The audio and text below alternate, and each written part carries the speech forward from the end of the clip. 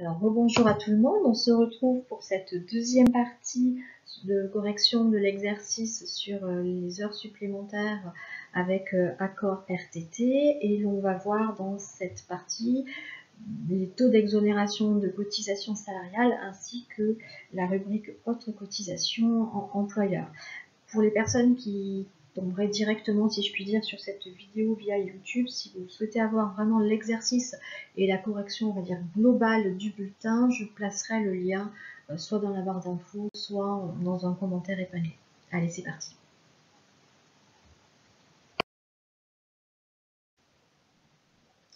Alors, bon, on va faire un petit rappel, mais très rapide. Nous sommes d'accord que nous avons commencé par calculer et faire ensemble l'exercice pour déterminer le nombre d'heures supplémentaires que le salarié avait réalisé dans le cadre de l'accord d'entreprise. Puis nous avons établi le bulletin de la salariée ou du salarié, je sais plus. C'est de la salariée. Pardon. Nous avons établi le bulletin de la salariée et nous avons détaillé les calculs.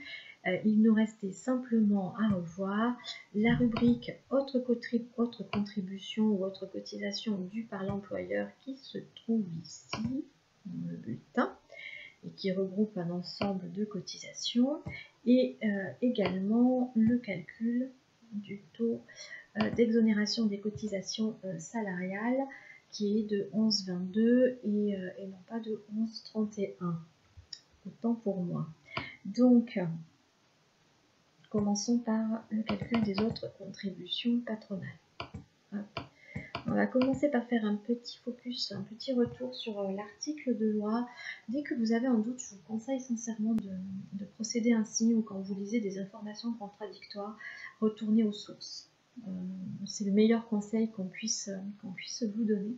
La rubrique intitulée « Autres contributions dues par l'employeur » agrège les contributions dues uniquement par l'employeur, notamment le versement de transport, la contribution au Fonds national d'aide au logement, la contribution solidarité autonomie, le forfait social, la taxe d'apprentissage et la contribution patronale au financement des organisations syndicales.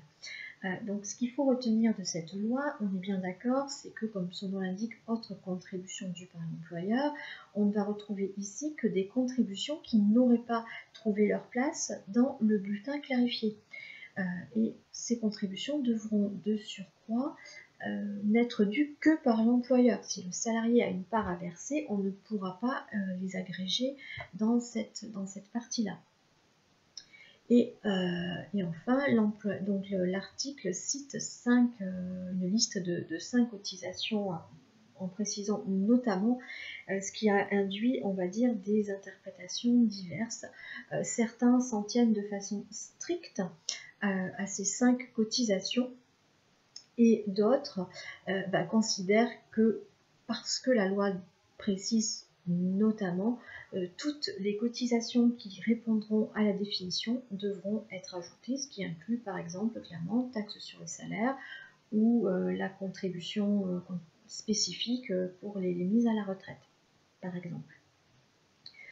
Donc du côté d'une interprétation stricte, vous avez Tissot, et du côté d'une interprétation large, ouverte, je ne sais pas comment le préciser, vous avez la revue financière et vous avez les éditions Lefebvre, par exemple. Alors, en ce qui me concerne, j'avoue que je me suis rangée du côté de l'interprétation large et que, oui, pour moi, le notamment, j'ai été convaincue par leur argument, et le notamment implique que toutes les contributions qui n'auraient pas de place ailleurs dans le bulletin et qui seraient dues exclusivement par l'employeur devraient être ajoutées à autres contributions patronales. Donc, dans notre cas, cela va concerner le FNAL. Le FNAL entreprise, donc de plus de 50 salariés. La base va être ici le salaire et on va appliquer un taux de 0,5%.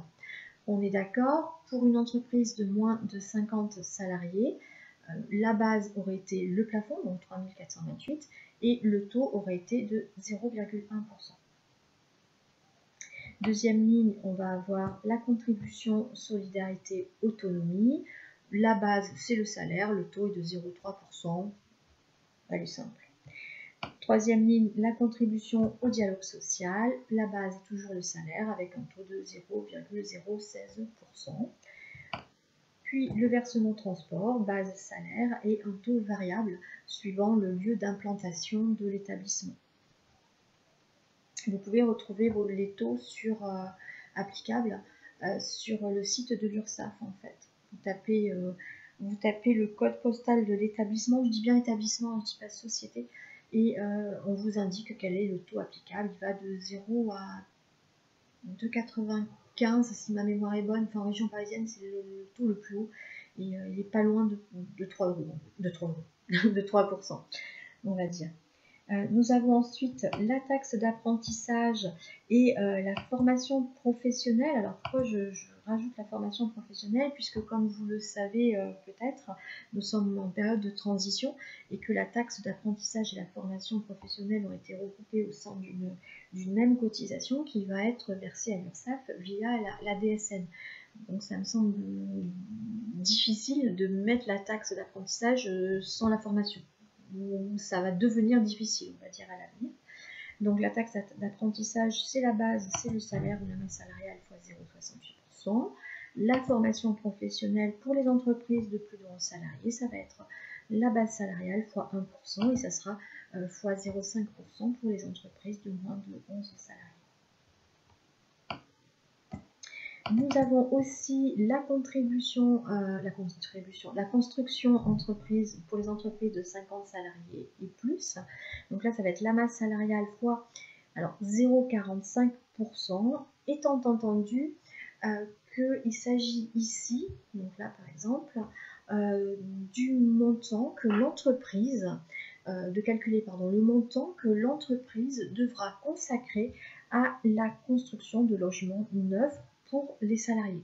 L'entreprise a le choix entre régler cette cotisation à hauteur de 0,45% ou investir de son propre chef à hauteur de 0,45% minimum, elle peut évidemment investir plus, dans la construction de logements neufs qu'elle mettra à disposition ou qu'elle revendra à ses salariés. C'est vraiment un choix.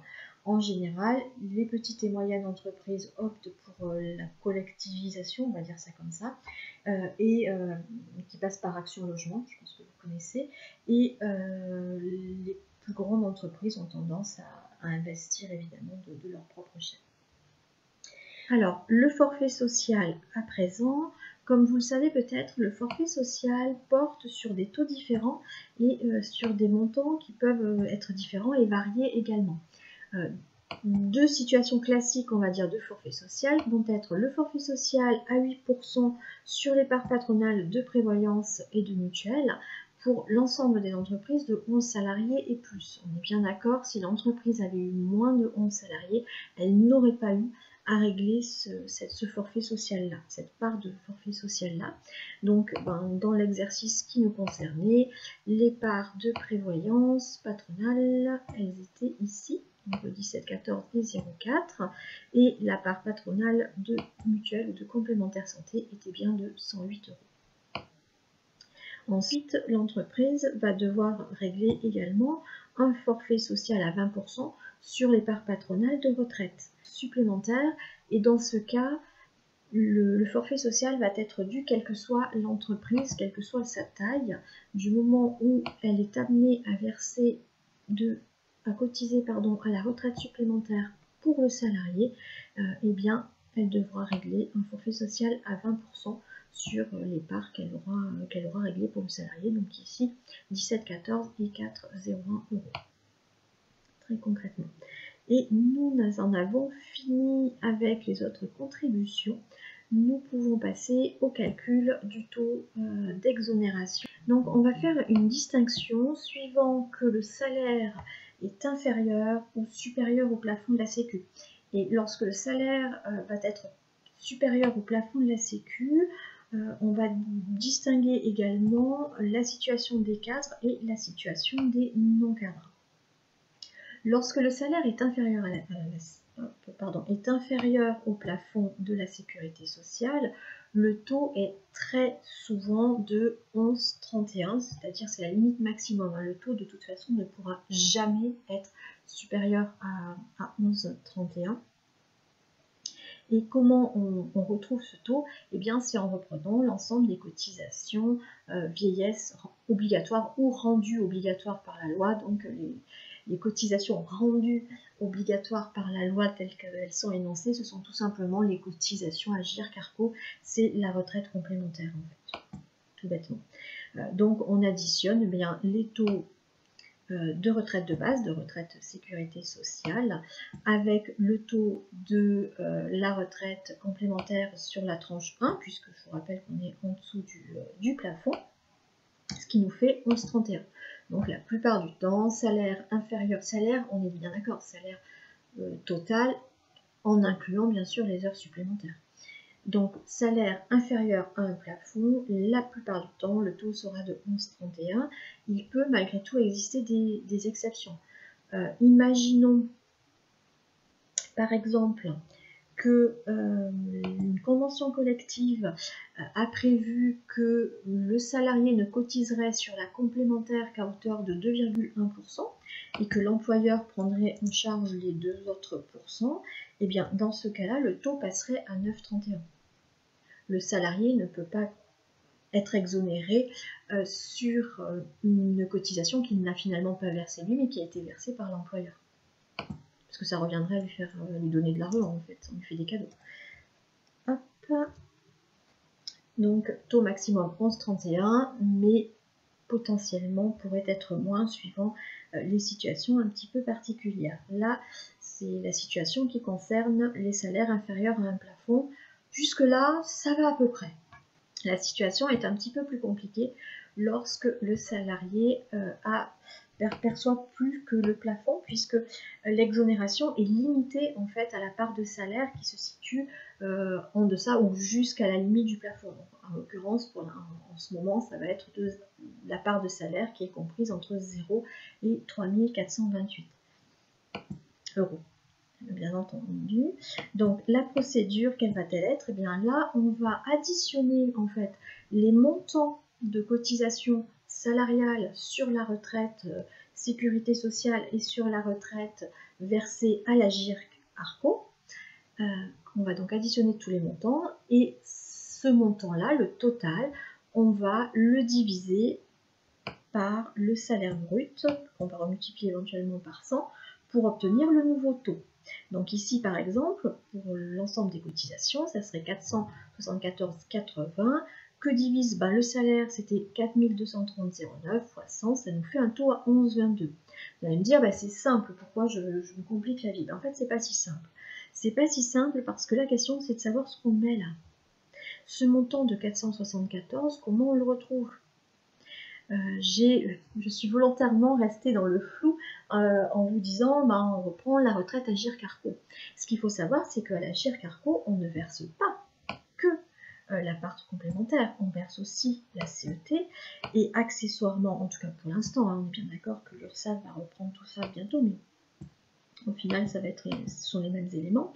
Et lorsque le salarié est un cadre, on lui verse en plus la cotisation APEC. Donc la question est de savoir si on doit inclure ou pas ces cotisations-là. Légisocial semble avoir dit que non. Je remercie la personne qui m'a transmis le PDF parce que sinon j'aurais été sans nuance là. Enfin, j'aurais commis une erreur. Voilà, on va le dire comme ça. On va le simplifier comme ça. Donc franchement, encore merci. Clairement. Donc le Légisocial semble ne pas les inclure.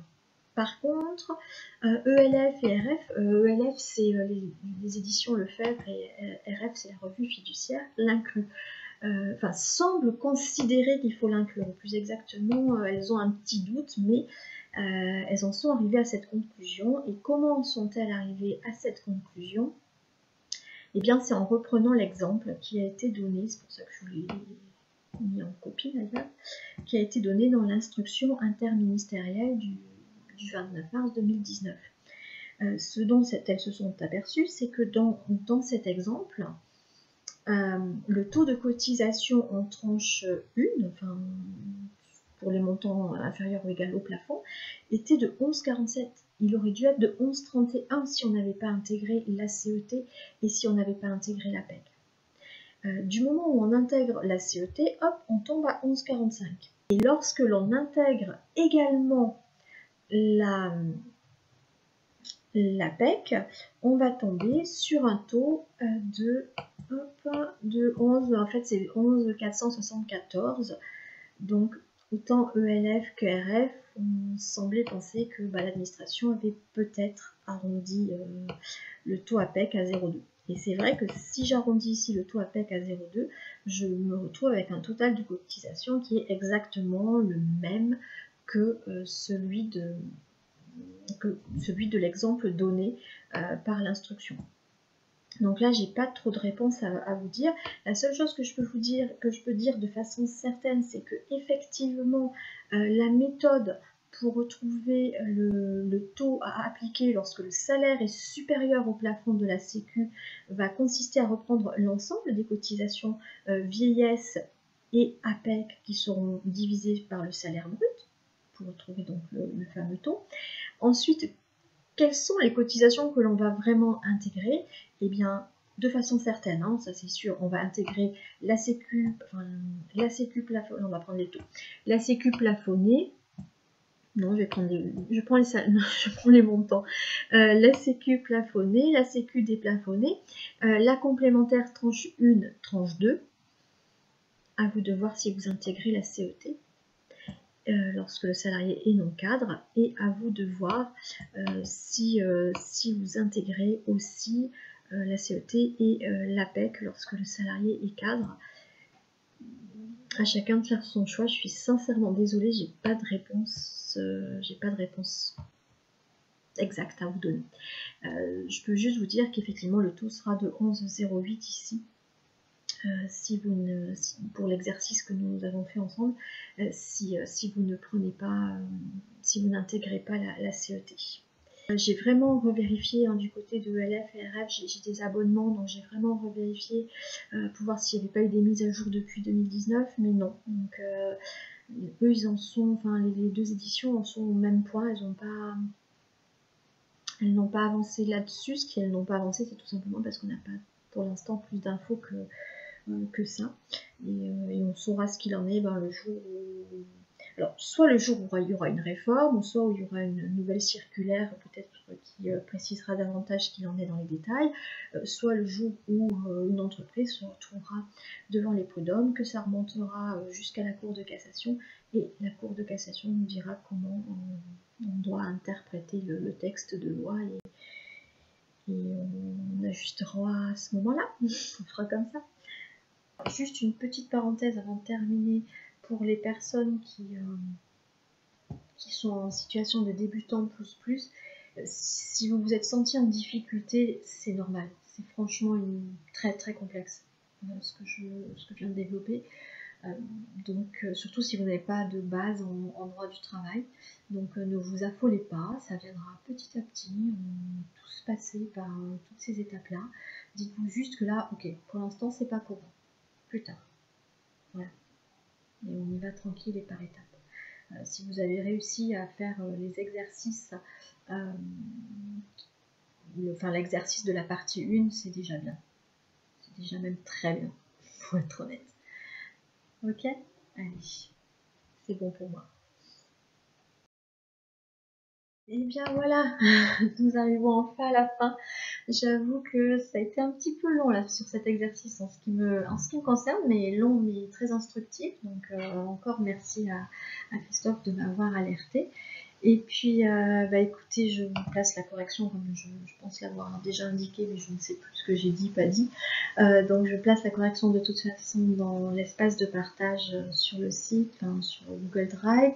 Ce sera une correction unique, je ne vais pas diviser les deux parties.